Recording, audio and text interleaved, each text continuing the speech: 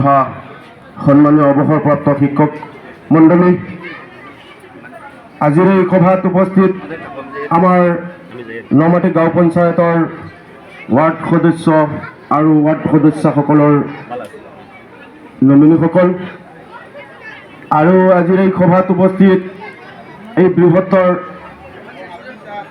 এলেকাৰ পৰা সমবেত হোৱা বিভিন্ন অনুষ্ঠান প্ৰতিষ্ঠানত জড়িত শ্ৰদ্ধাৰ শিক্ষকসকল আৰু এইখন বিদ্যালয়ৰ কণ কণ ছাত্ৰ ছাত্ৰীসকল আৰু শ্ৰদ্ধাৰ মুৰব্বীসকল, আই মাতৃসকল আৰু শ্ৰদ্ধাৰ ৰাইজ, জয় জয়তে মই আপোনালোক সকলোকে আন্তৰিক অভিনন্দন আৰু শ্ৰদ্ধা জ্ঞাপন কৰিছোঁ।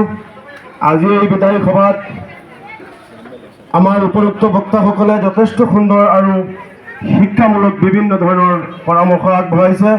মই ভাবোঁ ইয়াৰ মাজত আৰু মোৰ ক'বলগীয়া বিশেষ একো নাই।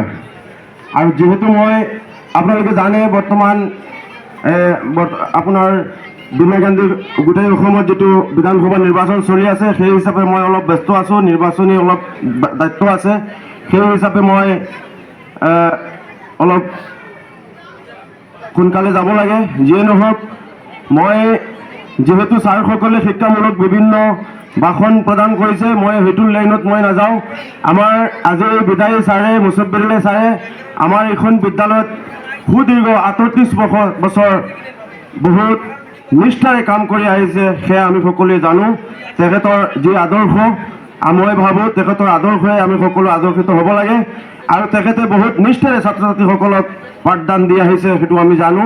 গতিকে মই ছাৰক অনুৰোধ কৰিম যে ছাৰে যাতে আগৰ পূৰ্বৰ দৰে যিদৰে সমাজত বিভিন্ন ধৰণৰ কাম কাজ কৰি আহিছে তেনেকুৱা কাম কৰি যাব লাগে। আৰু মই যিহেতু বহুত ৰাইজ ইয়াত গোট খাইছে, গতিকে মই পঞ্চায়তৰ লাইনত মই অলপ দুই এষাৰ কথা ক'ম, যিহেতু মই পঞ্চায়তৰ মানুহ।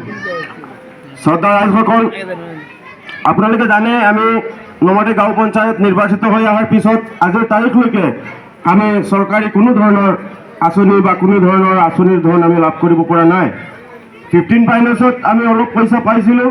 তাৰপিছত আমাৰ দেখিছোঁ যে নমাটি গাঁও পঞ্চায়তৰ বিদ্যালয়সমূহৰ যি দুৰৱস্থা, বিদ্যালয়সমূহৰ কোনো ধৰণৰ আপোনাৰ বাউণ্ডাৰীৰ ব্যৱস্থা নাই। গৰু ছাগলীয়ে বিদ্যালয়ৰ শৈক্ষিক পৰিৱেশত বিনষ্ট কৰিছে, বহুত লেতেৰা পৰিস্থিতি হৈছে বিদ্যালয়সমূহৰ। সেই প্ৰতি লক্ষ্য ৰাখি মই ধন্যবাদ জনাম আজি এই সভাত যে আমাৰ নমাটি গাঁও পঞ্চায়তৰ 10জনকৈ আমাৰ যিসকল ৱাৰ্ড সদস্য আছে, তেখেতসকলে বহুত উদাৰ মনেৰে আজি আমাৰ ছাৰ ছৈয়দ এম ই স্কুলৰ আমি বাউণ্ডাৰীৰ ৱাল কৰিবলৈ সক্ষম হৈছোঁ। আমাৰ কাম চেংচন হৈছে, ইতিমধ্যে কাম আৰম্ভ হ'ব। নিৰ্বাচনত অলপ ব্যস্ত থকাৰ কাৰণে আমি কাম আৰম্ভ কৰিব পৰা নাই। আমি 9 তাৰিখ পিছত কাম কৰিম। গতিকে মই আজি এই সভাৰ জৰিয়তে সকলো ৱাৰ্ড সদস্য আৰু সদস্যসকলক ধন্যবাদ জনাইছোঁ। আৰু আমাৰ এই 15 ফাইনেন্সৰ পৰা নমাটি নিউ LP স্কুলতো আমি বাউণ্ডাৰী ৱাল আমি ইতিমধ্যে মঞ্জুৰ হৈছে। নিৰ্বাচনৰ পিছত আমাৰ কাম আৰম্ভ হ'ব।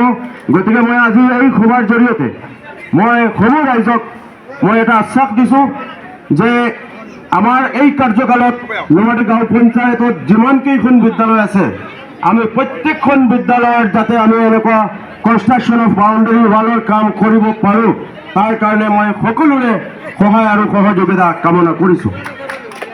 আৰু মই পঞ্চায়তৰ আৰু এটা মই কথা ক'ম, যিহেতু আগতেই মোক কোৱা হৈছে চমু বক্তব্য দিয়াৰ কাৰণে।